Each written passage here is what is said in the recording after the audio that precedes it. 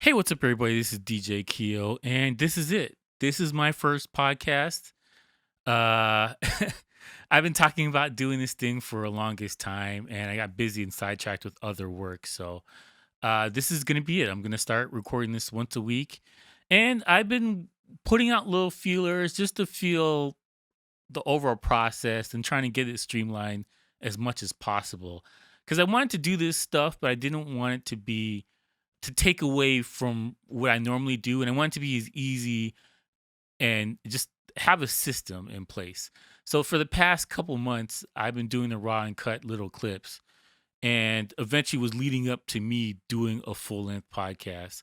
But I wanted to make sure that I got this thing down packed for the animation, for the tape thing on the internet, for YouTube and that kind of stuff.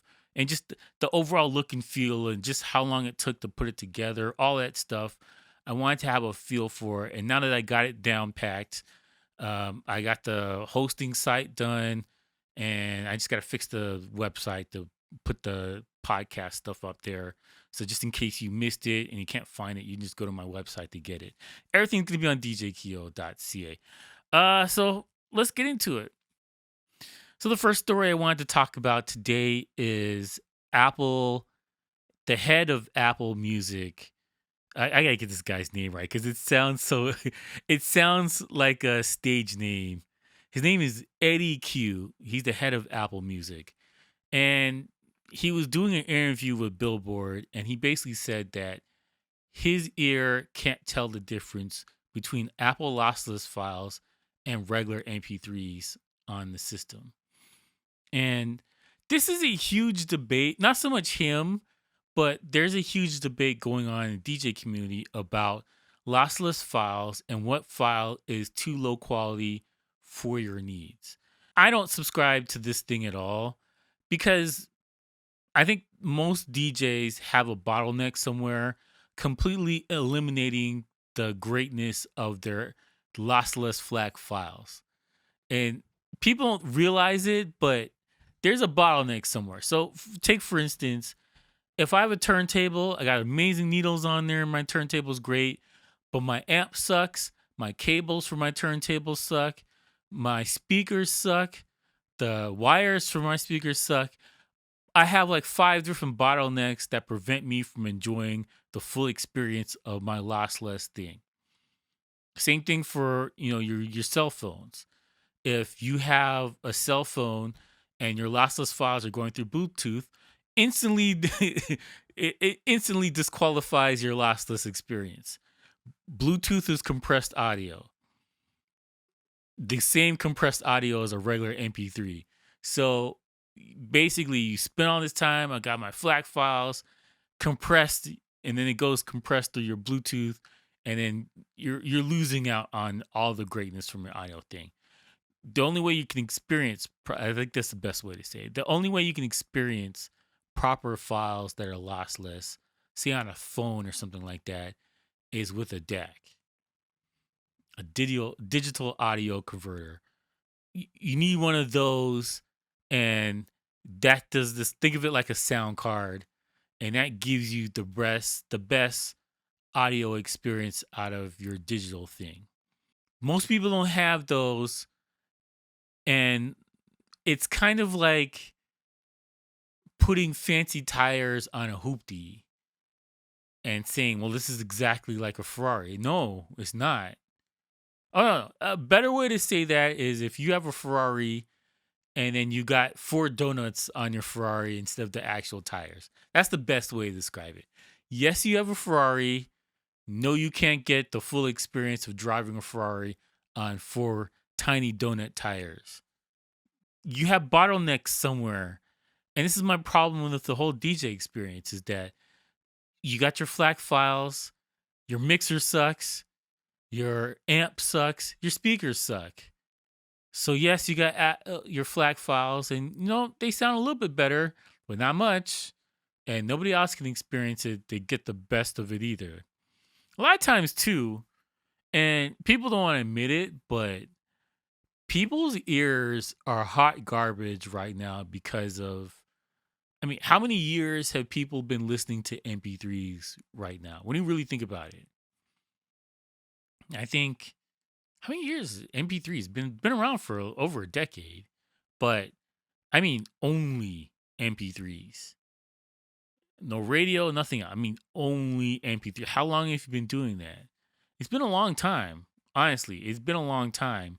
And people's ears are dumbed down to they can't tell the difference anymore. I actually did experiment on this with Tidal. I got Tidal a couple months ago because they are offering a special. That's usually when I get all my things. This is when they're offering a special. But Tidal was giving it was like $4 for 4 months or something like that. Which I was like, sure, sign me up. I'll take that. So that's how I got into the Tidal experience. But um, I have albums on my phone. I have a lot of albums on my phone, and I decided to take the songs on Tidal and just listen to them and A and B them with the songs on my phone. And oh, it's like night and day. And then I realized like, oh wait, Tidal has a thing for if you're streaming to save, to compress the files even more. So I turned that off and it sounded a little bit better, but not as good as the songs that were on my phone. And so I really thought about it and I was like, I've been listening to these Tidal songs all day and they were fine. And I never thought twice about it until I got to the store and I was like, yo, wait, I got this on my album. I wonder what that album sounds like. And the only reason why I even know this happens is because the Tidal version was unedited. No, the Tidal version was edited. And the one in the songs on my phone weren't edited. I wanted to hear the unedited version. And so I was like, what the hell? Why is all this clean version stuff? And and so I was like, wait a minute. It sounds like night and day between each other. And it was driving me crazy. And I couldn't figure out why. And I realized, oh wait, this thing is the compressed version. But it still sounded better because I had the actual 320 high quality files on my phone. It's just better. Whatever the compression is, it's just better. But the rambling point I'm trying to make is that if your audience is only used to the 128, 192 compression file, they can't get the full enjoyment out of this stuff unless you tell them. And this is what this guy Eddie was saying from Apple Music. He was like, hey, we have this Apple Music thing, but it's a gimmick right now because people can't tell the difference unless we tell them this is the high quality lossless version rather than the regular compressed one you've been listening to all this time. And people's ears are trash. When you really think about it, people's ears are trash. And that's what I said for decades now. People have been listening to music on YouTube, which has some of the worst compression that I've ever heard ever heard in my entire life. YouTube has the worst compression. It's mind-boggling how bad that compression is. And I get it. You like 4 gigabytes of files being uploaded every couple seconds, but good God, man, their compression's terrible. For a company like Google to allow that compression to audio be that bad is amazing to me. But anyways, I digress. So here's the head of Apple Music, and he's like fairly honest that I do the blind taste test all the time, and I can't tell difference. And I think, honestly, I think most people cannot tell the difference between this. But like, okay, I have to be clear here because I know people are fuming right now about to start typing. I have a baseline for what I will allow to have on my phone or just to play music as a DJ. And my limit's 256 AAC files from Apple. That's my limit. I'm not going to do anything lower than that. I prefer 320, but it's not that big a deal. That's just my personal preference. A lot of people have different preferences. I just say that for me, I think it's fine. And for a lot of the sound systems that I use, even the high end super duper amp system, there's so many bottlenecks I don't want to even get into that people can't tell the difference. I've seen DJs play a 128 bit rate song and nobody better than I because they're just people just expect it at this point that the music's all fine and whatever you're playing is the best. The Unless you like you have to A B it. People cannot tell unless you A B it. Now, I shouldn't say everybody. There's a lot of people who can't tell. I think that's a better way to put it. There's a lot of people who cannot tell the difference between these files, these formats. I don't discourage people from using it, but I do say don't be arrogant about it. Don't be a pompous ass about you only use MP3s. I'm using FLAC. Like whoop de doo. But also, you need to realize if your system's got bottlenecks, you're wasting your time and your space. And a lot of people, I've seen it so many times. They got a garbage amp they're running their music through, and they're bragging about the FLAC and lossless files. I'm like, why? Why are you bragging about this? But whatever, man. It's the internet. The internet's gonna do what the internet's gonna do. But um, I think it's hilarious and kind of sad now that the general public has been dumbed down with music for so long that they can't tell the difference anymore. If you think about musicians who play music, how many musicians are playing live instruments and recording live instruments on 2-inch reel? Very few people. I don't even think a lot of people even know what a 2-inch reel is anymore. Like, good God, man. I think a lot of people have no idea what ADATs or DAT tapes are anymore because you could just export off your computer right into Dropbox and send somebody a file now. Like, it was a process back in the day, man. It was a literal process. But if you've wondered why music from back in the day has this feeling that new music doesn't have, they're missing that warmth stuff. Like you play Thriller album, and then you play whoever a band like not even I'm not even gonna go rap music, just a band that is straight digital, digital drums, digital everything sampled and compressed, and you put these two things together, it is like night and day about what the hell was going on in Thriller versus today. And it's just because everything is digital, everything's compressed, and we're missing out on. I I saw this researcher. He's talking about this about the sound waves, and he's saying with the compression going on, there's going to be a generation of people who are missing this little color palette for your ears. That's the way he described it. And he was saying that think of it like a painting. I am trying the best way to describe this. Like think about like a painting, and you're only going to use 8 colors instead of blending colors together to get all different kind of stuff. Use the 8 colors. You can only do so much with those 8 colors. And yes, you can paint some amazing stuff with the 8 colors, but you could do so much more if you can mix these colors together and kind of give a better view for it. And that's the same thing with audio. There's generations that have been born and they're fully adults now who've only heard music as an MP3.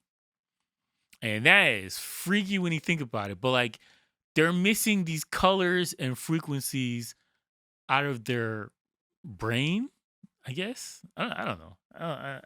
It's the best way to say it. But brain, let's go with brain. You're missing these colors and frequencies.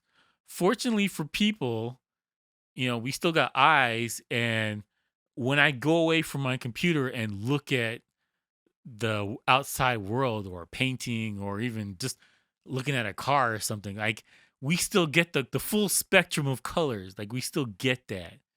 But for music, we've lost that. You're only going to hear music unless you hear a live band.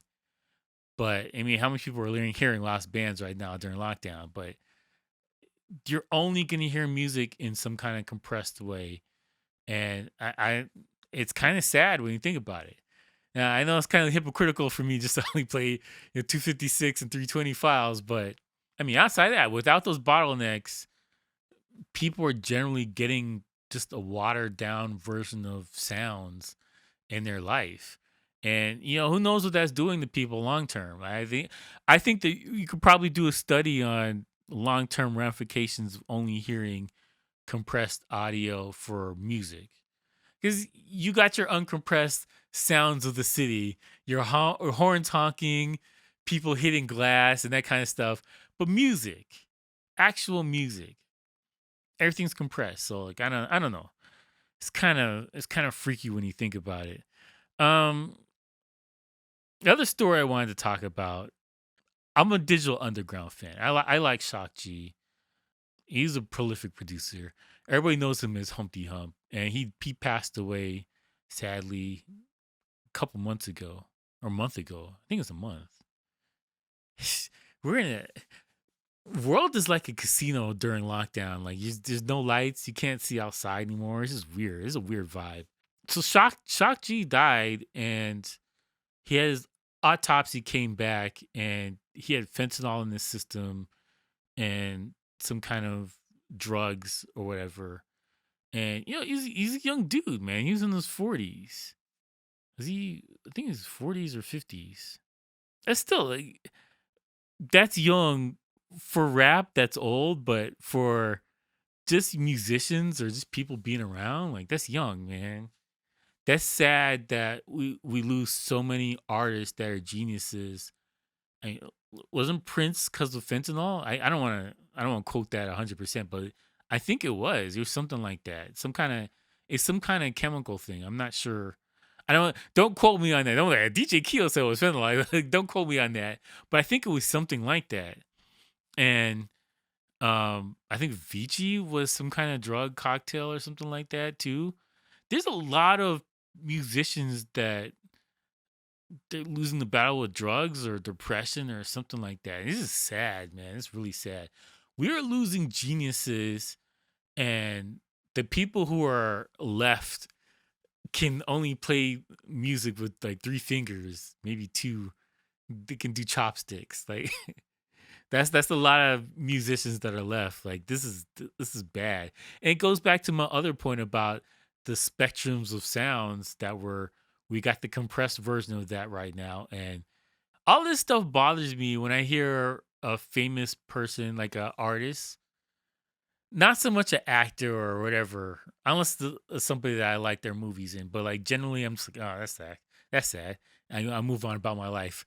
Not to be like cold and callous, but for musicians or whatever, I don't. I care more.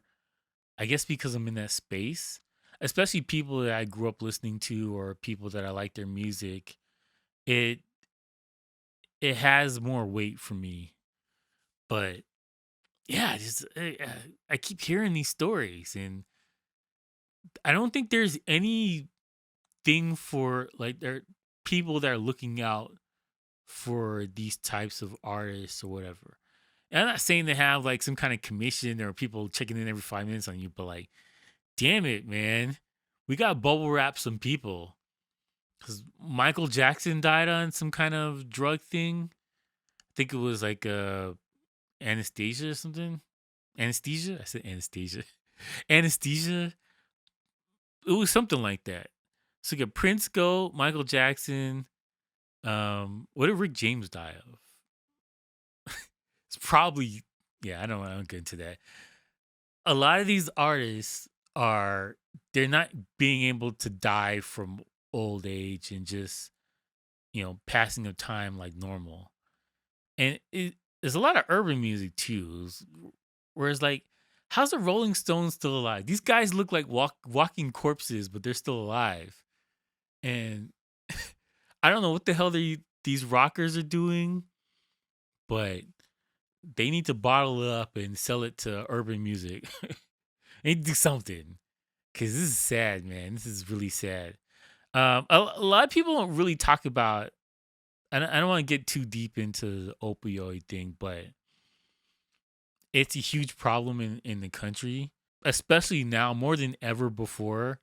because people lost their jobs, their livelihoods, and everybody's in this kind of lockdown semi state. Even if you're in a state that's open, you can't travel because of lockdowns. You can't go to other places. I used to go to New York maybe 2 or 3 times a year, and I went to Detroit at least once a year. I shouldn't say Detroit. South. I used to go to Southfield at least once a year. I used to run right through Detroit. Detroit's a burnt out husk, but like, um, yeah, I go to New York all the time. I go to Michigan all the time. I go to Atlanta. I got family in Atlanta, so I go down to Georgia all the time. It's like a couple weeks or even a month sometimes to go down there and just kick it. But I haven't been down in any of these places in a year and a half. And fortunately for me, um, I'm see the thing. I can't even say I'm a homebody. I travel a lot and I go out a lot, even for drinks or whatever. So I couldn't say I'm a homebody, but I think there's something about my attitude about stuff. I don't have depression, and that's fortunate that I could say I don't have that. But I know people, especially my family and otherwise, that do have it and they have it bad. And so when you add that onto a musician or an artist, and you have stress of being famous, stress of earning money, and stress of having to make music and to stay relevant, and then it just you add on all these other cocktails of stuff, and then you add the drugs thing, and it is a crazy factor what goes through people, what they mentally what they're dealing with, and you add on top of that, you got this cake of stress and all kind of bad stuff that a person's dealing with. And you add on the internet, and it's a whole other monster. Like, I don't want to do a rant about the internet, but I hate Twitter. I hate it with every ounce of being in my soul. I go on there every so often just to chat it up with a couple people and just check the news, whatever. But like every time I leave and I turn off Twitter, I feel like, oh, I gotta take a shower. Like, I just feel dirty. I'm reading the comments. I'm like, oh my god, how are you this stupid?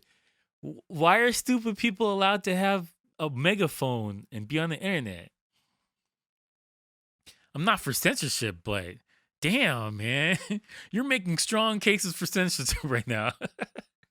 But like, think about famous people who are on the internet in this internet age today of all of these knuckleheads who can get bots and all these other people just barrage somebody with negative comments and wishing that you die and all kind of craziness. Like, I couldn't I couldn't imagine that personally. Just like I get into an argument with somebody about a movie or something like that, and I just want to throw my laptop across the room. So I can just imagine what that must feel like to have thousands of people saying you should die or whatever. And social media companies, they let this stuff slide. You talk about politics, and they're like, whoa, ho, ho, slow down there. Or other topics that are off limits today. But whew, telling a famous person you should die or whatever, that's fine. That's totally fine. I mean, there's no recourse for that. They just count it as par for the course. I think that's the saying. And good God, man. I'm not saying that's why Shock G died, but it is being famous and like there's a reason why a lot of these people get on drugs to kind of shave over the rough parts. Like I get it, man. I totally get it. I know famous people. I've been in studios with really famous people, and people I'm cool with, and I've known them for a couple years.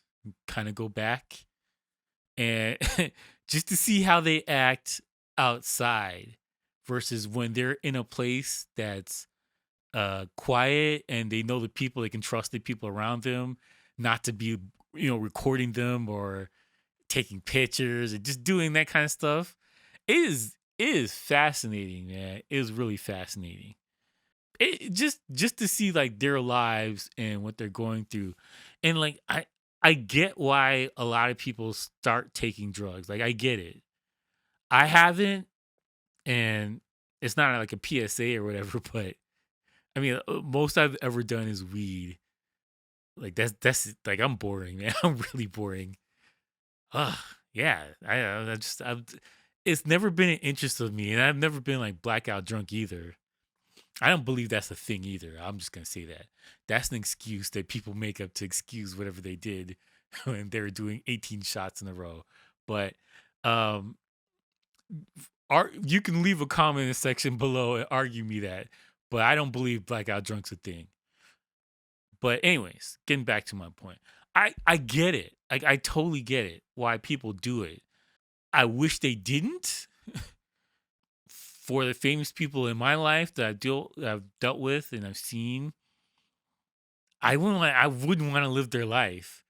And it's kind of the reason why I did what I did for music production, like the stuff I worked on. Like I don't want to talk about it, and I just like I wanted to do work, but I didn't want to be famous. If that makes any sense, I just wanted to be on under the radar, cashing checks and getting music recorded. That was my goal in life, and that didn't work out. But I got to experience a lot of amazing things, so I got to take that away from me. But I get it, man. I've seen some crazy stuff with some famous people. Yeah, it's really interesting what a lot of these people go through, and just like it is a burden. It what do they call it? The golden handcuffs. Well, that's more for if you want to leave your job, but it's the gift and the curse. I think that's the best way to say it. People who've worked their whole lives to be famous and they do this one thing, and then they get it, and their life, they can't live their life normally. And you can't go to they can't go to the grocery store. Somebody like Barack Obama, if he decided to, hey, Michelle, I want to go to the Costco. That's terrible, Barack Obama. But I'm just saying, like, he gets up one day from the Hamptons in his $14 million house on the waterfront and says, hey, I'm going to go to Costco and go grab some stuff. He can't do that ever, ever in a million years. That guy the day he decided I'm going to run for president was the end of his universe as far as regular human being. Being a senator or whatever, you can kind of do that stuff. You can go to the store, you can hang out. You may not even need security. But once you run for president, your life is over. And that is what it's like to be famous on a first name basis. When somebody looks at you and says, Dave Chappelle, somebody looks at you and is like, Drake. Your life is over from going to any kind of store, going to the swap meet. Just like go in it. I'm gonna go get my oil changed in my car on your Bentley. Those days are over. You can't do those things anymore. If the second you show your face, you're gonna be mobbed. And the same thing for actors and politicians and artists. And their life is in this little box. When what's the chick? Ellen. When this shutdown pandemic started, she'd made this joke about living in her mansion, and she said it was like jail. And everybody got mad at her. She had to apologize. She was copping all kind of pleas, like, I'm sorry, I didn't mean to offend people, whatever. But being famous is jail. You cannot leave these four walls. You can't go on an airplane and fly economy. You can't go down to your local rental shop and say, hey, I'm going to rent this Taurus, this Ford Taurus, and I am just going to go drive down the highway. You can't do these things anymore. a huge chunk of your life that things people take for granted, you can't do this stuff anymore. And this is why, and this is my working theory, and I'll say this. I met enough famous people in my lifetime, and I'm not talking about famous of, they made a rap album famous. I mean like famous, like real famous. If you first name basis famous. I've seen enough of these people in my life, and I've been around them enough to know that their life sucks.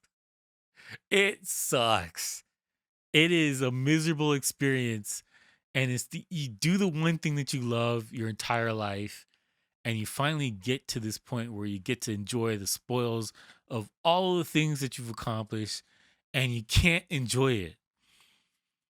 I think that people like Drake, this guy used to hang out and go to barbershop now. If he went to the barbershop right now, they'd have to shut down the block for him to just go to barbershop. He'd be mobbed, especially in Canada. He would be mobbed. Even in Florida or whatever, he's got a house down there and he's doing his stuff down there. These guys, they gotta go through the back door to get into a party, and they gotta go through the back door to get out of the party. They can't go through the front door anymore. So these are over. Their life is miserable experience. And I get it. I totally get why people are, they want to just forget about their worries for 5 minutes and do some heroin. Whatever the hell it is. Whatever it is. They're people, they want to just escape. And I get it. I totally get it. Let's talk about wireless systems. Wires suck. Anybody who's ever had to go wire up some speakers for a wedding or an event, or you got to fix something. Wires suck. I hate rolling them up at the end of the night. And I'm not one of those guys where I do an event and I just throw them in the bag and just deal with it later. I'm the ass that just says, "Yo, we're not leaving. I don't care if it's 4:00 in the morning until each one of these wires, these XLR cables, are rolled up neatly. You got the little Velcro on it. They're color coded. They're put into the right bins. I'm that person. I do that every night before I leave an event or whatever. And there has to be a better way. There has to be. Now, doing the wireless system, I get it. It's not the greatest. Some technology's gotten better over time. It's not the greatest, but like I get it. I have so many problems with wireless mics. So many. I can't even count them. With mics getting interference when somebody's performing at a wedding, or batteries going dead, and just it's or the channel doesn't work correctly and it just doesn't work, whatever. Shure is working on a hassle-free digital wireless system for live performances, and I thought this is the holy grail here, especially for mobile DJs. Imagine doing events. I plug two receivers in the XLRs of my mixer, just drag my speakers across the floor. I don't have to worry about cables. I don't have to worry about taping this thing up, or that stupid plastic mat that you got to put over it, and people tripping and they complain about, why is this cable here? Get rid of all of that. Wireless. Sign me up for this. Sign me up. So the system's called the SLXD, and this is a wireless system for guitars and mics or whatever. But what's stopping you from using this for your audio system, for your speakers? Think about it. What's stopping you? I'm sure it could work. I'm thoroughly certain that somebody somewhere in the lab was like, give it a shot. Oh, it works? All right, cool. But we're not going to sell it for that. But like, there's all kind of new wireless systems, and the technology has gotten so much better. Like, I shoot video a lot, and I have to plug my mic into my computer and all this other stuff. And I haven't got into the lapel mics. There's little tiny what I can't remember what it's called. Little tiny mics, um lavalier mics. Lavalier. Lav got tongue tied right now. You know what? Just pretend like I said it correctly. Microphones. And yeah, they got this little wireless ones from Rode that kind of put on your lapel and plug it into your camera and off to the races. And a lot of people use this stuff when they do live things, whatever. But that is interesting here. I think for mobile DJs, this thing is interesting. Now, how good is it gonna be? Obviously, this is not gonna work as good as if this was designed for it, but why isn't somebody designing something for your wireless system for the speakers? Like I'm fine with like uh XLR plug going into like some kind of box with antennas on it that's plugged into a wall somewhere. I'm cool with that. But the fact that I don't have to roll cables across some hall somewhere or on a boat. Oh, that was the worst. Oh my goodness. Don't even get me started on boats. But rolling out these cables out here to do like some kind of speaker system for a party or whatever. Oh my goodness. You know how much time you could save from that one thing alone? And just less stuff to carry. Oh, those cables are heavy and there's so many of them. And you got to shorten one of them. Oh my goodness. Like the endless possibilities. Somebody needs to make a proper, I'm sure there is one, but I mean a legit proper one that could handle subs and all the power that needs to go into these XLR cables to give you good sound. Somebody needs to do that. I am there for this. Whatever that system costs, I'll say it will be worth it, and I'll probably rent it from some company. I wouldn't buy it personally. I don't need it that much, but that would be the dream right there. And I'm very curious to hear what you guys have to say about this. Just like when Phase came out with the needles, or not needing needles anymore, the digital system, that's the dream right there. This is the dream. Anybody who does any mobile things, oh my goodness, I don't want to get into that, but like I've done enough events where I had to go carry some subwoofer bins and the bass bins and speakers, and I gotta go plug them in. Then I gotta wire it in a way, so I gotta carry 100-foot cables and 50-foot cables. I gotta carry a bunch of those, and I gotta wire around the room, and I gotta tape them down. And I gotta do all this stuff. Like, oh my goodness, man! Imagine, imagine if you will, a world where that is wireless.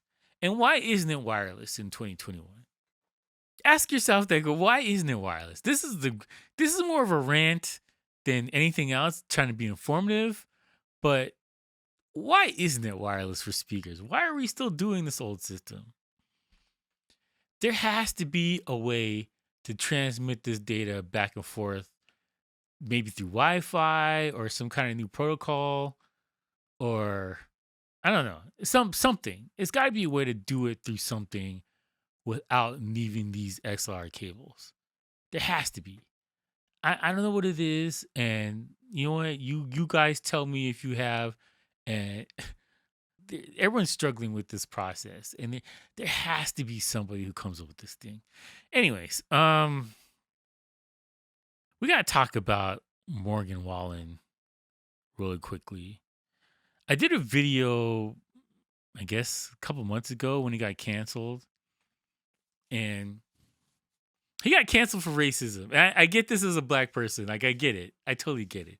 I don't condone what he said, but there needs to be nuance here, man. There has to be nuance.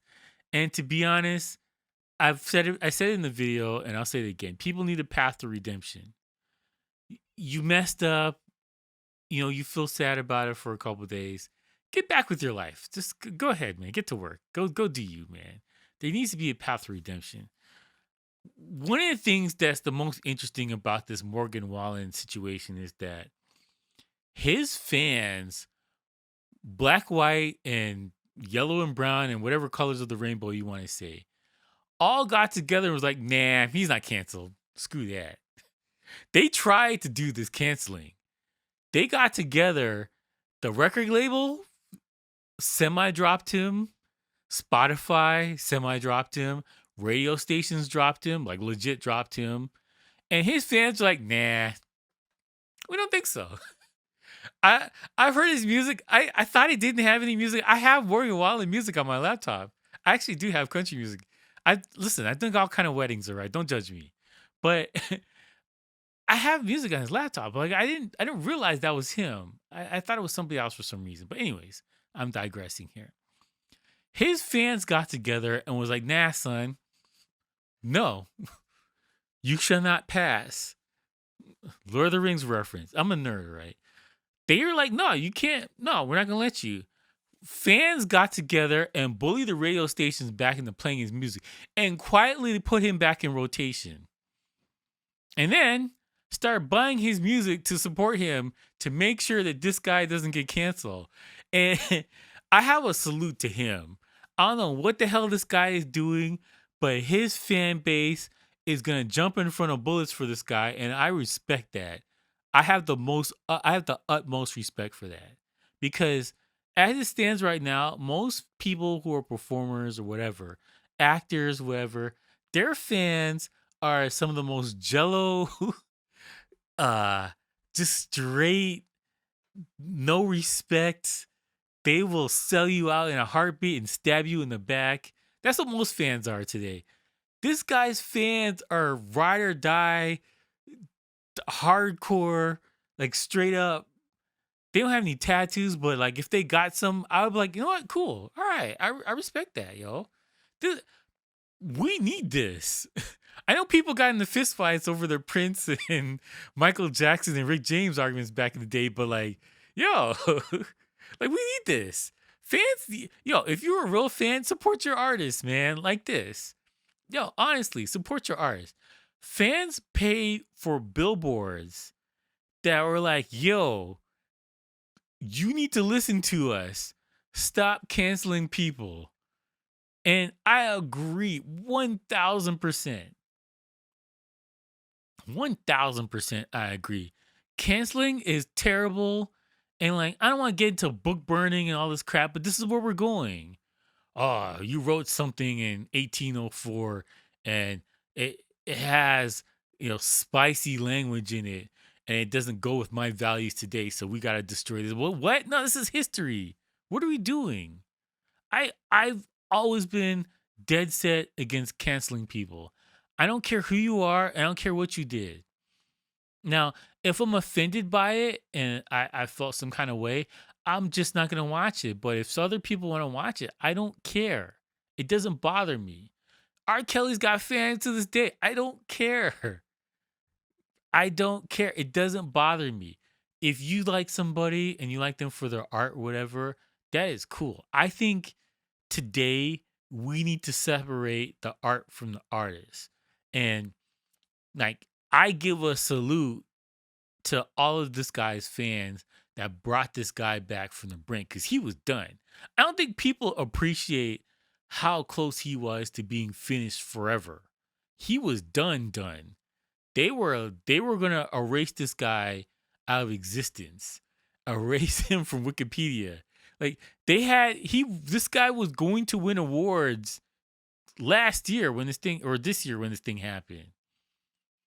They have asterisks next to his awards because they still had to give it to him. This guy's winning awards when they didn't even want him to mention his name. That's how bad it got. People have no idea how bad this thing got. And the fact that his fans were like, oh, hell no. And it's the same thing with, what's the actress? Gina Carano. She's a MMA fighter and she's an actress now. She got, I agree with her tweet or her Instagram post that she put up that got her fired. I agree with that. I don't think she should have got fired with it. People were going at this lady's neck for months now, just straight trying to get her fired. And eventually they did it. Her fans are on the same level of this Morgan Wallen guy of they're gonna back her, their ride or die right now. The guy or whatever she's doing, they're on it. Like this is where we're at right now. And I'm here for this. Fans, you need to stop letting people cancel your favorite person, whatever your person's doing. If your person's a singer or a theater, whatever, I don't care what it is. Stop letting people cancel the people that you care about. Stop letting it happen. Because this is ridiculous. I don't. I I look at I'm a long term thinker. I think that's the best way to describe it. I'm a long term thinker. The swarm of canceling things is not going to end where you want it to end. Because you're like, people think, oh no, we're just going to get rid of the bad guys and then canceling's over. Everything's cool from here on out. Everything's great. Sunshine and rainbows. No. Eventually, these people are going to start stabbing each other in the back until there's nothing left. All the art is gone. All the creativity is gone. Chris Rock was just talking about this, I think last week or 2 weeks ago. He's saying that art and comedy is terrible now because nobody wants to offend anybody. And I'm a huge comedy fan. I watch George Carlin specials. That's kind of I'm in the weeds as far as comedy. Like I like classic stuff and I like new stuff, but like I watch a wide range of people. You wouldn't even be like, wait, really? You like this person? Really? And they start looking at me sideways. But like I like comedy, like the idea of comedy, and I look at the structure when it relates to DJing. And I talked about this before. I don't want to get into that right now, but I love comedy. Comedy is trash right now because everybody is scared. They are horrified about the prospect of seeing something that is going to offend somebody and they're going to get canceled. What's that guy? Kevin Love. Kevin Hart. I said Kevin Love. It's a basketball player. Kevin Hart. He got in trouble for offending LGBT people for some jokes he made a long time ago. And he got banned from being in he was gonna do the Oscars and they canceled him from the Oscars. And that was his dream of all the dreams this guy's ever had in life. Doing the Oscars was his dream. And he can never do the Oscars. Well, I shouldn't say that. Oscars is so bad and so in the toilet right now. I think they probably would bring him back or bring him in to do it. Honestly, that's how bad it is. But I'm digressing. Kevin Hart has loyal fans, and they watched there and let this train wreck happen. And I'm like, what the hell? How did this? Kevin Hart's fans should have been like, yo, we're gonna boycott the Oscars. We're not gonna watch you, and we're not gonna watch ABC News or whatever channel. I think it's on ABC. Us Oscars, ABC, whatever channel it's on. It's like we're not gonna watch ABC. We're not gonna watch any of your movies. If you cancel this guy, you guys are done. And like we need pushback from the paying customers over to these businesses about, hey, stop folding. This cancel stuff is not some people think that it's an organic thing where some people got together and they had a meeting and you're like, oh my God, I'm so horrified. I can't believe this thing happened. And we got to do something about it. No. Today, canceling on the internet is a bunch of people get together with some bots. They write code, writing out a specific message, and they just bombard some company on social media. They don't they don't actually boycott anything. They don't actually, try and block traffic or like do anything with effort. All the cancellations in the last 10 years have come from people sending some tweets on Twitter, which is why I hate Twitter so much. Twitter is a dumpster fire, and I don't like being on there. I said it before. I just want to take a shower after Twitter, but people look at this thing and they're like, oh, there's thousands of people writing me. Each one of these thousands of people must be represent other thousands of people. And they've overvalued this stupid thing on social media to mean something more than it does. These guys make decisions on this stuff from a group of people who don't matter. And I'll go this far. The people who are doing these tweets and stuff to start this canceling, they don't even care about the subject matter. They're just doing it because they're bored or they want something to do. There's too much activism going on online, and not enough in person.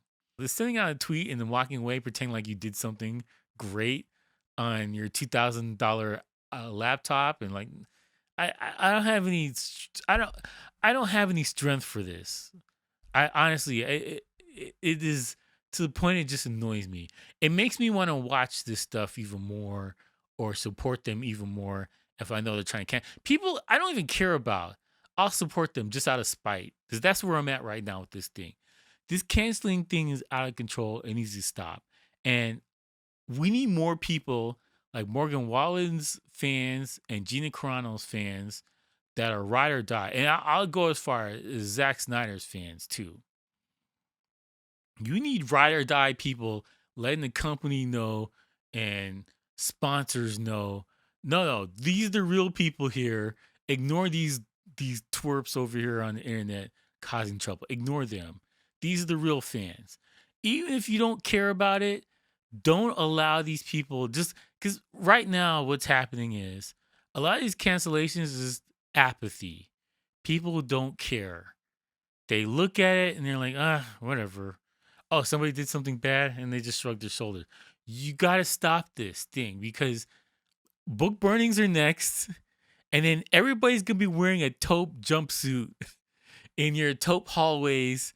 And everything's just going to be like this, a light color of tan because that's the least offensive color to match your jumpsuit because you don't want to offend anybody with bright colors and clothing. And you can't be an individual. This is what's happening here. This is where we're going. And you can say, that is so hyperbolic and that is so crazy to talk like that. That is crazy. No, when you really think about it, we are not that far away from everything being taupe and people just living in a gray world. We are not that far away. Comedy's ruined. Movies and TV shows, they are all made by committee now. I like older movies just because there's a lot of freedom back then and people can say and do stuff you can't do today. And it even if it's offensive or whatever, like there's freedom there. There's freedom and there's no freedom right now. As far like people were canceling DMX for lyric. This guy died. This guy's in his casket and people were trying to cancel him because of lyrics he made from his first album or whatever. Like what are we doing here? There has to be a hard stop where people are like, you know what, we've gone too far and we've done too much. And there doesn't seem to be. This thing seems to be going on and on and on. And I'm not here for it. I don't care. As far as for me, I'm not here for it. I'm tired of this stuff. I am done. Cancellations and all this crap, I am done. Out of spite, I will support some people. I don't even care about them. I'll buy tickets. If it's a live stream, I'll go turn on my computer and turn on the live stream and give you a thumbs up out of spite, just so I can prove these other knuckleheads wrong. Because this is stupid what we're doing here. I think I've ranted long enough about that. Let's get to the main du jour, my main topic about this for the podcast. There's two DJs, Deadmau5 and Eric. I think it's Pyrdz. He pronounced it as Pyrdz, so we're gonna go with that. These two guys are getting divorced, and I started thinking about this, and I'm working on a working theory, and I want to know what you guys think about this. It is difficult to maintain being a DJ, going on tour and doing nightly shows and have a working relationship and a family.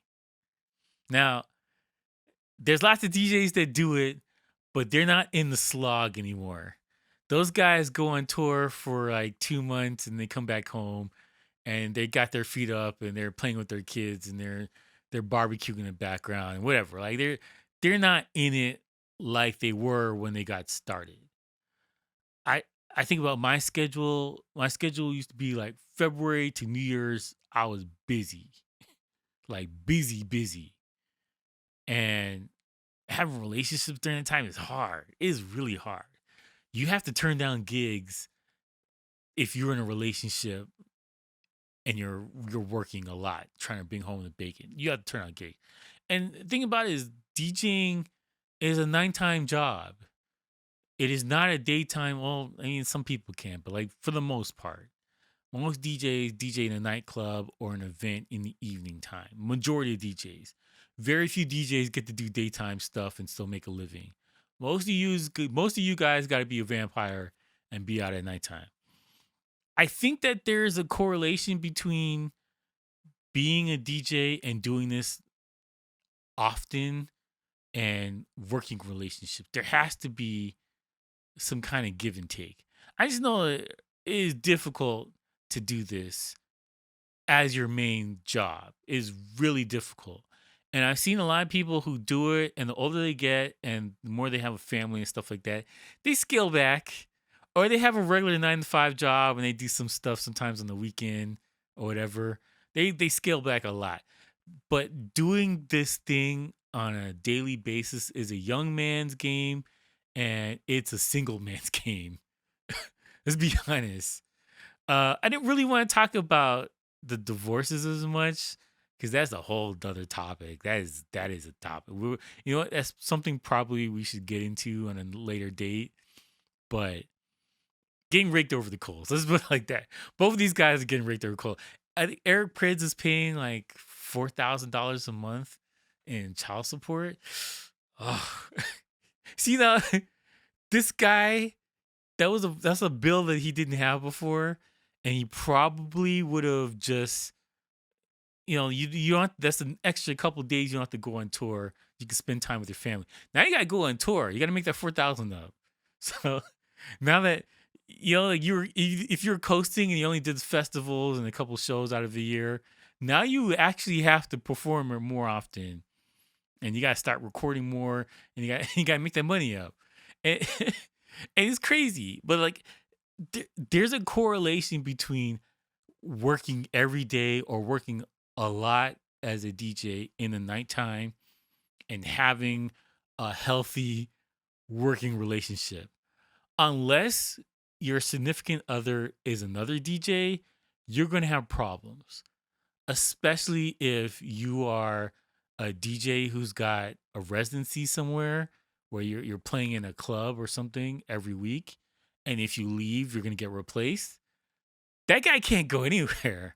Or lady, whatever. I don't discriminate. This person can't go anywhere. I've seen so many DJs that had a spot, a residency somewhere, and the second they left, they got replaced the next day. And so you get in this kind of loop where you can't leave, but you also need to leave for sanity or reasons or whatever. If you have a wife and kids, it's even more strain on you to not do this every night and to get a regular job or whatever. Even if you're paying the mortgage with your DJing. Even if you're a famous tour DJ, I think that there's a kind of thing about you kind of need to be here. And for touring DJs, and I have friends that are artists, that are singers and rappers and performers. They go on tour. I don't want to mention names, but I know people that go on tour and they leave their family for like 6 or 7 months every year. And they're gone. They're doing a bunch of shows, come back with a bag, just a stack of money, and they chill out for a couple months and they do it again the next year. And that's just their business model is to go on tour. And they're not going on tour in America. They're going on tour in Europe and all kind of other places in Asia or whatever, doing crazy shows, getting a bag and coming home. And their wives are cool with it. and their family's cool with it. Well, I just say cool, everybody. A couple people, their wives are cool with it, and they just know this is what it is. This is what I signed up for. And a lot of other people have problems, and I've seen it firsthand. I'm like, ugh, which is why I started thinking about this with Deadmau5 and Eric Pyrdz. Like, doing the DJ life is complicated. And I've always wondered if people have like some kind of exit strategy to be like, okay, I'm gonna pull the ripcord around now, and then I'm gonna get a job in an office somewhere or whatever. But like, that's not really why people got with you in the first place, though. Like, it kind of takes away the cool aspect of what you're doing, and I think that's why a lot of DJs, when they get their 9 to 5 job, they still keep their turntables and they want to go meditate. They go downstairs and play some music for an hour, and they come back upstairs and they're like, ah, okay, all right, let's get into it. A lot of people retire once they hit like 40. A lot of them were like, ah, that's, I wish I could still do that again. I get messages all the time about, oh man, I used to do it, but I'm retired, but like, I still like it, or whatever. But like, it's a kind of thing like it is difficult to maintain on a grand scale when you are a big superstar. It is hard. It is really hard. Um, yeah, it, I don't think that people really appreciate the grind that goes into DJing, because when I'm up, I'm listening to music, I'm preparing stuff, and then like unless I'm trying to rewind, and then even then I'm watching a movie or something like that to unwind. But yeah, like you're in it. You're when you're DJing, especially you're doing shows or you're DJing, like you're in it. You don't really have off time. You're listening to music, you're preparing things, you're just in it. And people want you to be in the now, be here. Okay, you can be here and you have one headphone on, when you got one iPod in there, whatever, iPod Pro, whatever, the headphones, AirPods. That's what I was looking for. You got one of those things in, and you're like, yeah, yeah. Oh, and yeah, and they went out to dinner. Oh, okay. And you're still trying to do your mix right now. Like, people do that all the time. Like, it's a different world, man. It's a different world. I think that DJing is better when you're single. Because the other thing too, if you do clubs, you gotta deal with people with getting jealous. Because I seen it. I know people have called me up like, hey, can you get me into the like, nope, sorry. I just say flat no to everybody just because I don't want to deal with it. But yeah, like when you DJ a club, there's gonna be all kind of girls that are be texting you about getting into whatever thing, to be in the VIP booth or something, or to be back behind you in DJ booth. It is so annoying, and it's a factor. It happens all the time, and especially if it's a big club. That happens all the time. It's like orbiters that just hang around you trying to get in, and if your girl sees it, she's gonna be jealous. This it's just a fact of life. Unless she knows the life and she understands, you want these thoughts. You're just trying to get to work. I think people gotta get out their system or something. Like, if you've seen it, you understand what it's like. You don't want to deal with that. You just want to go to work and go home. A lot of people that, if you've been doing it for a while, they DJ and then they go home, like, or they're straight to the hotel so they can go to sleep. They want nothing to do with this, the other stuff, the partake in. I think that's a young man's game where they just getting into it, and you get the allure of the thought VIP table. You get, there's a allure over there, and you're like, wonder what that's like. And then you do it for a little bit, you're like, this is not for me. Do not wife anybody from that table. I that should be a PSA. But uh, having these kind of relations is difficult, and I'm very curious to see what you guys think about this. Yeah, I want to know how many people are single, and how many people deal with giving up gigs or whatever because their girl wants to go camping, or they want to go on a trip somewhere, whatever.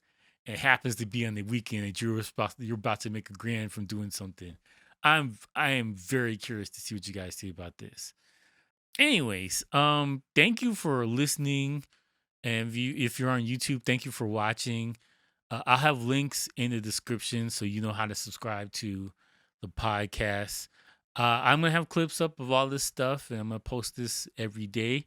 And I'm still gonna do my live videos of any kind of major news for in the DJing world and about gear or whatever. I'm still gonna do those, and important things. I just did a video about weddings that came out, I believe, last week. That was so much work to put into that, and and numbers aren't great, but that's okay. I think it is a valuable guide for people, and a lot of times I make these videos because I think it's interesting rather than I think this is gonna do well, because that's not really the priority for me. But yeah, thank you for listening. I appreciate all this stuff. It's gonna be a little bit more polished the next time. I'm gonna keep doing this thing, but thank you for being here and listening. Anyways, thank you for watching. Thank you for liking, subscribing. Thank you for streaming. Thank you for the podcast, and peace out, bitch.